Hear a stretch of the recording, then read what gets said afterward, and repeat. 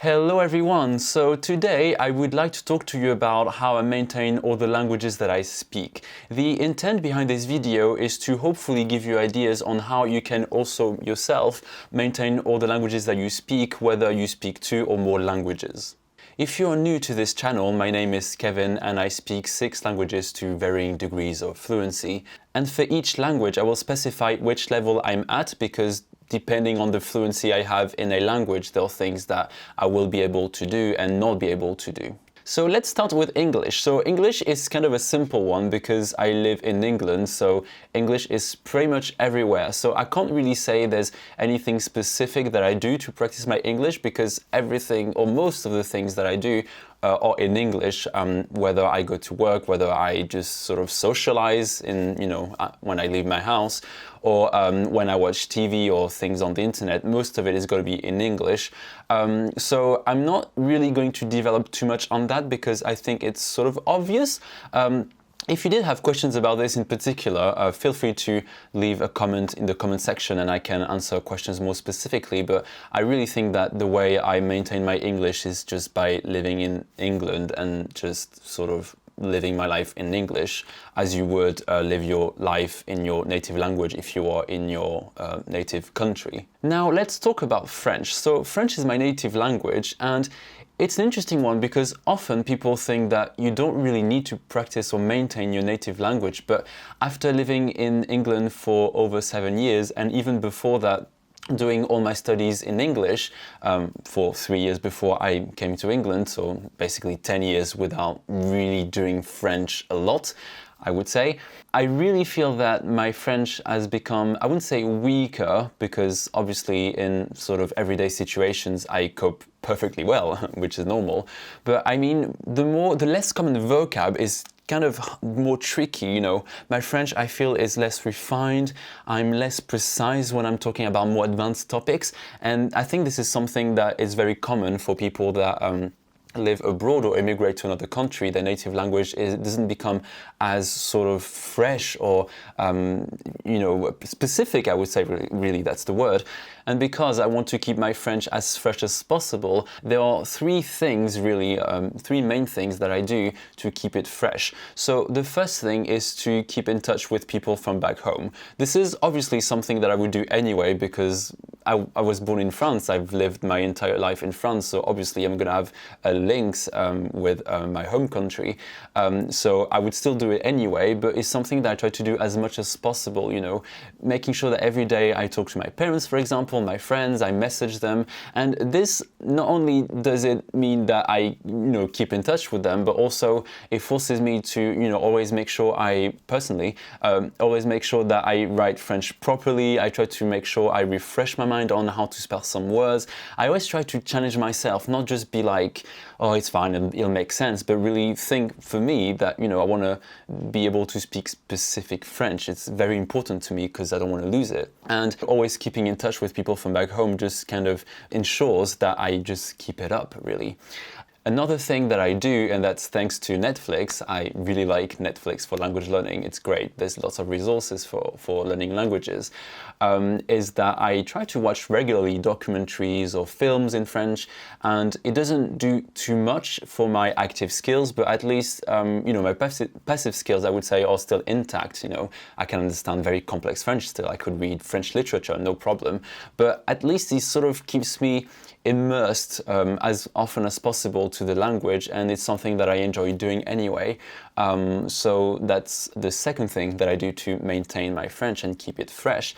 And the third thing, and it's not really on purpose so much, but it's kind of coincidental, is my job. So as for a living, I teach French and I work with students for their French exams.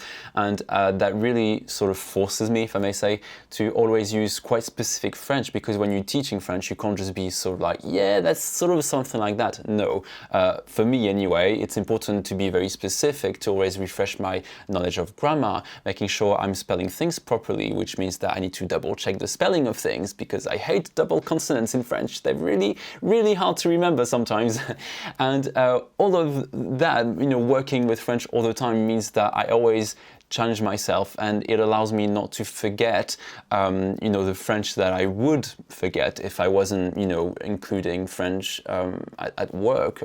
I think I would still be able to keep it up, but it would be more difficult. And then I would like to move on to Portuguese, which is my second native language. And Portuguese is a tricky and interesting one because it's always been weaker than my French. I was always way more proficient in French, but that's sort of normal because I live in France. I've done school in France, and most of my life was mostly in French.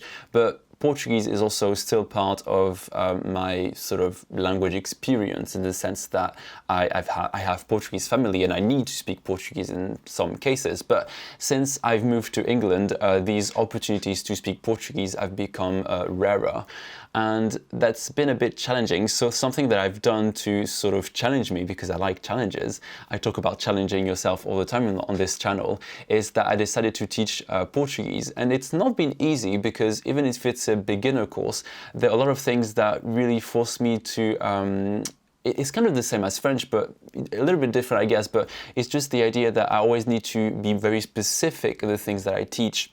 I need to also make sure that I understand myself the grammar of my own language, which is difficult. If you are a teacher and you've taught your own native language, you can probably relate to that. But it's something that I like doing, even though sometimes it is difficult, for sure.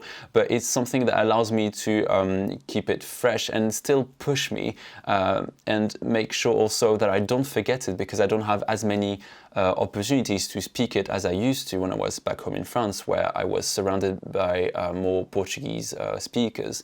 Another thing that I do is also using social media, and social media, I think, is super powerful. If you follow the right pages, you can get exposed to lots of languages without really trying to, I guess. Because if you are like me and you check Facebook fairly regularly, if you go through your feed, you will have lots of articles and pages that you like. So I try to actually focus more on reading these pages, and even if it's silly things like memes in Portuguese or whatever, it still helps me to be immersed in the language, and I sometimes even learn words or new phrases, or it keeps me up to date with the way people speak, because even if it's my native language, when you're not in the country, you sort of don't have sort of up-to-date language, because obviously language evolves quickly. So if you're not, exposed to that language, you sort of become a bit, not overwhelmed, but there are new expressions or ways of talking that people use that you might not be aware of.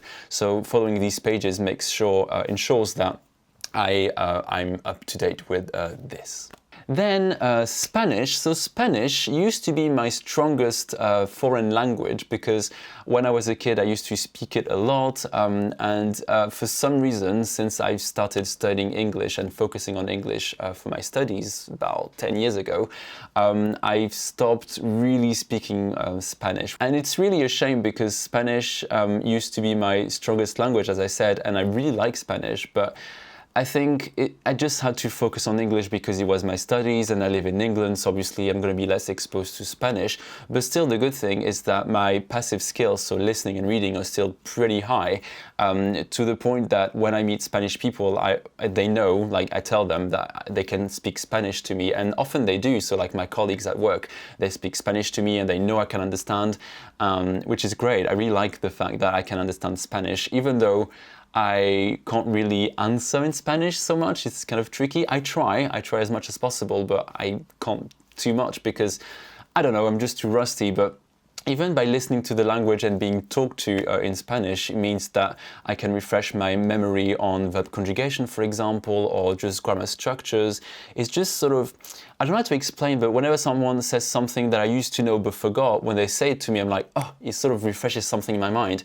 And the more I will listen to the language, the more I will remember the grammar, which I used to know but sort of forgot. I hope I'm making sense, but yeah, that's what I would say about Spanish. So there isn't too much that I do, but the fact that I speak it fairly regularly, I would say every week for sure, means that I'm always exposed to Spanish in some way.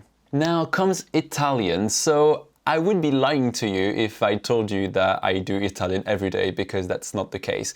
Unfortunately, I think I've kind of given up on Italians, but It's not that I don't like Italian, because otherwise I would not have studied it, and I would have probably given up before my 3 years of Italian at school. But it's just that my priorities are just different, I guess. I don't think it's realistic. I mean, I don't think you can really maintain, 10 languages. I mean, in theory you can. I'm not saying it's impossible, but it just means that you need to have a lot of free time or be very strategic to be exposed to all the languages if you know more than 5, like me. And that's a challenge. And to be honest, it's not, to me, Italian is not as interesting as it used to be. And because I'm also focusing on other languages, it means that it's sort of in the background. So my fluency in Italian was okay after my 3 years of Italian. I could communicate. I guess if I had to give a level, I would say probably B1. I don't like talking about levels too much, but that's for another video anyway. But the good thing is that I have colleagues that are Italian, and they don't speak Italian to me, but whenever they talk Italian between themselves, I know I can understand like about 90% of what they're saying, which is great. It's a great feeling. I feel a bit like a spy as well.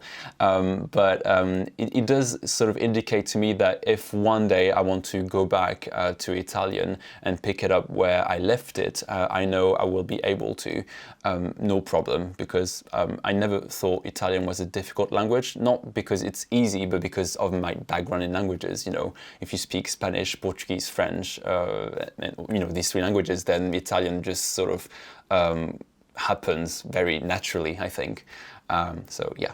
And finally, Japanese. So if you've been following this channel for a while, you probably know that Japanese is my focus at the moment, really. It's the language I focus most of my energy on, aside from English, I guess, but English is because I live in England. But anyway, so it's my main focus, and it's the language I spend the most time studying. So the kind of things that I do is to use a textbook. I really like studying with a textbook.